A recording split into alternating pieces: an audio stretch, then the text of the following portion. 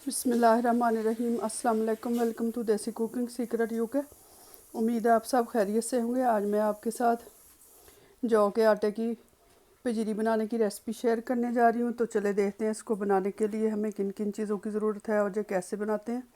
Recipe शुरू करने से पहले अगर आपने मेरे चैनल को सब्सक्राइब नहीं किया तो सब्सक्राइब कर लें ताकि हर नई आने वाली वीडियो का नोटिफिकेशन आपको बर वक्त मिल सके। इसके लिए मैंने लिया आधा किलो अलसी। अलसी को हम ड्राई रोस्ट कर लेंगे कढ़ाई या पैन में डाल के।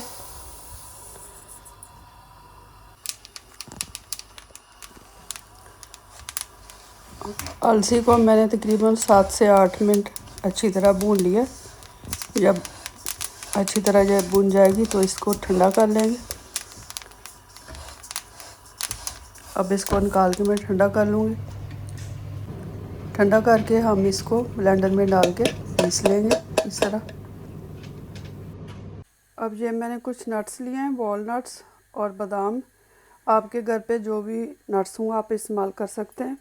ये मैंने 200 ग्राम लिए हैं। 200 ग्राम बादाम, 200 ग्राम अखरोट और 150 ग्राम ये मैंने सनफ्लावर सीड्स और पम्पकिन सीड लिए और किशमिश लिए और 3 टेबलस्पून मैंने लिए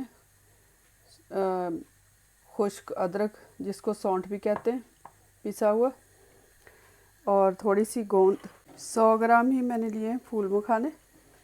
इन सारी चीज़ों को अब हम रोस्ट कर लेंगे थोड़ा सा घी डाल के। 200 ग्राम मैंने लिए हैं तेल, सफ़ेद तेल। अब सबसे पहले मैं तेल रोस्ट कर लूँगी क्योंकि इनको मैं वैसे ही ड्राई रोस्ट कर रही हूँ।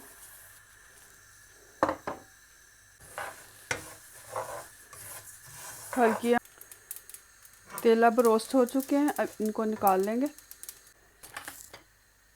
अब सनफ्लावर सीड्स को भी हल्का सा ड्राई रोस्ट कर लेंगे। तेल और ये सनफ्लावर सीड्स मैं ऐसे ही इस्तेमाल करूँगी। इनको मैं पीसूँगी नहीं।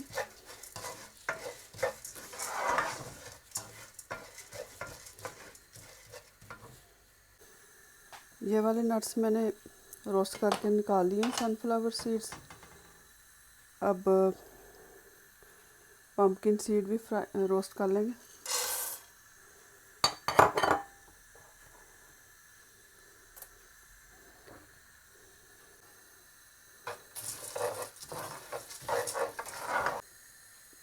अब ये वाले नट्स भी रोस्ट हो चुके हैं, इनको भी निकाल लेंगे। अब 1 टीस्पून घी डाल के फूल मखाने रोस्ट कर लेंगे।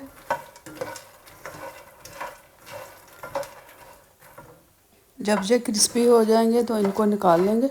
अब मैंने 1 टीस्पून डाला है घी का, इसमें गोंद डालेंगे।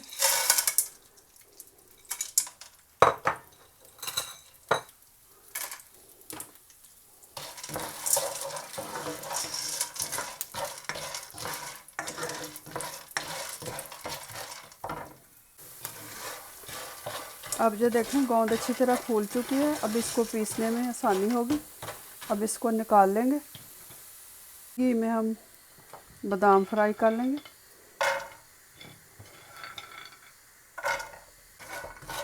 बादामों को 1-2 मिनट पहले कर लेंगे। 1-2 मिनट रोस्ट करके फिर इसमें वॉलनट्स डालेंगे।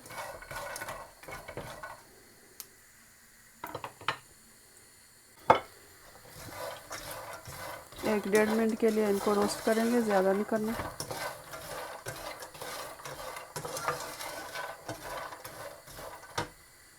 ये भी रोस्ट हो चुके हैं, अब इनको भी निकाल लेंगे। अब आधा टीस्पून घी का डालेंगे और इसमें किशमिश को भी हल्का सा सौते कर लेंगे, ज़्यादा नहीं करना, ताकि इनमें कोई नमी वगैरह हो तो वो खुश्क हो जाए।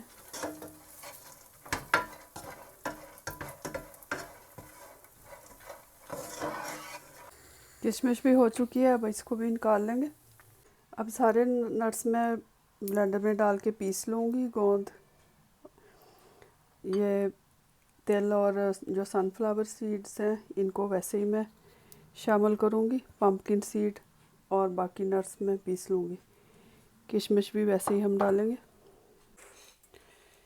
अब इन सारे नट्स को पीस लेंगे। पहले मैं गोंद पीस लूँगी। ये गोंद मैंने अच्छी तरह पीस लिया। अब बाकी के नट्स भी पीस लेंगे। अब फूल मखाने भी पीस लेंगे।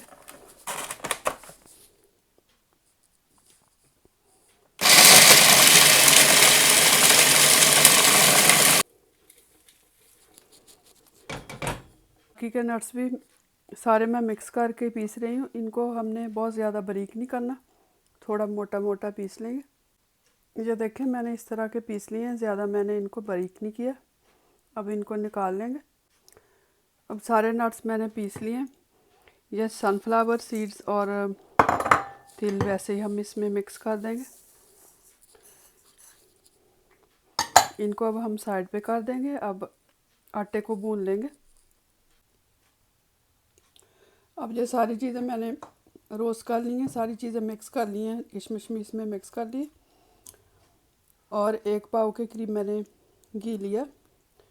2 टीस्पून इलायची पाउडर, जिंजर पाउडर ये मैंने आपको ऑलरेडी बता दिया। आधा किलो मैं इसमें डालूँगी जौ का आटा और आधा किलो इसमें डालेंगे गुड़। और ये अलसी भी मैंने ऑलरेडी पीस ली थी। अब आटे को घी में भून लेंगे। अगर घी थोड़ा कम लगा तो फिर मैं थोड़ा सा और शामिल कर लूँगी।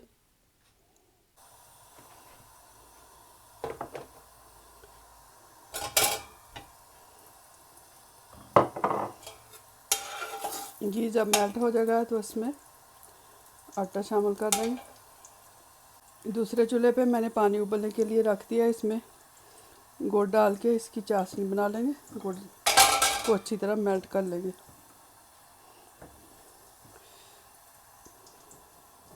गुड़ आप कम या ज़्यादा कर सकते हैं अपने टेस्ट के मुताबिक।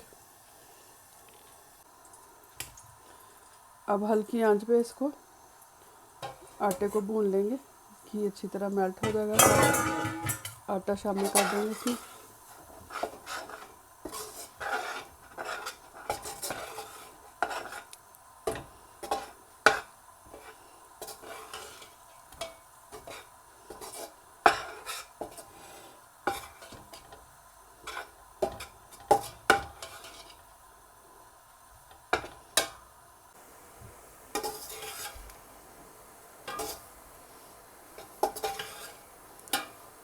थोड़ा सा घी मैं और शामिल करूँगी, 1 टेबलस्पून के करीब।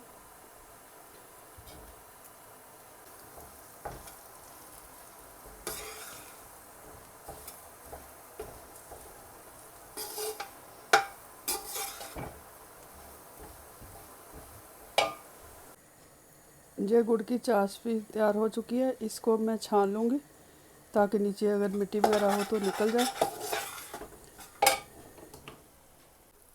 आटा भी अच्छी तरह भून चुका है। ये देखें खुशबू आनी शुरू हो चुकी है और इसका कलर भी चेंज हो चुका है। इस पॉइंट पे हम इसमें अलसी और बाकी सारी चीज़ें मिक्स कर देंगे। चूल्हा मैंने अभी बंद कर दिया, फिर बाद में ऑन कर लेंगे।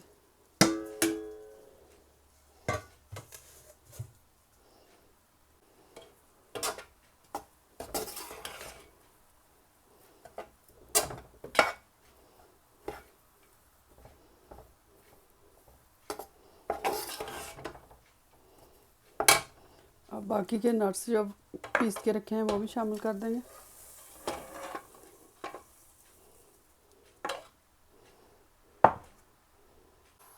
अब सारी चीज़ें मैंने इसमें डाल दी हैं। गुड़ को मैंने छान लिया, गुड़ के पानी को। इसको अच्छी तरह मिक्स कर लेंगे। अब इसमें ये जिंजर पाउडर, जो अदरक का सौंठ जिसको कहते हैं पाउडर, वो भी शामिल कर देंगे। अदरक का पाउडर आपकी कमर दर्द के लिए, आपके जोड़ों वगैरह के लिए सर्दियों में काफ़ी मुफीद है। वैसे भी आपकी इम्यूनिटी को ये स्ट्रॉन्ग करता है। गैस हमने हल्की रखनी है। अब इसमें इलायची पाउडर भी शामिल कर देंगे। और अब इसमें ये जो चाश तैयार की है हमने, इसको थोड़ा थोड़ा करके मिक्स कर देंगे।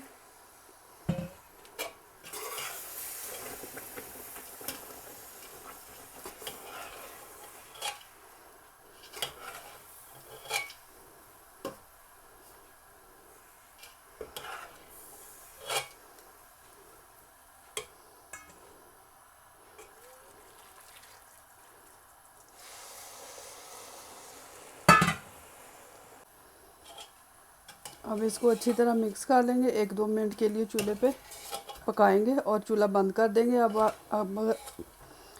चाहे तो इसके लड्डू बना लें या फिर ट्रे में डाल के इसके बारीक बारीक कतलियाँ काट लें, या फिर ऐसे ही आप इसको ऐसे भी रख सकते हैं।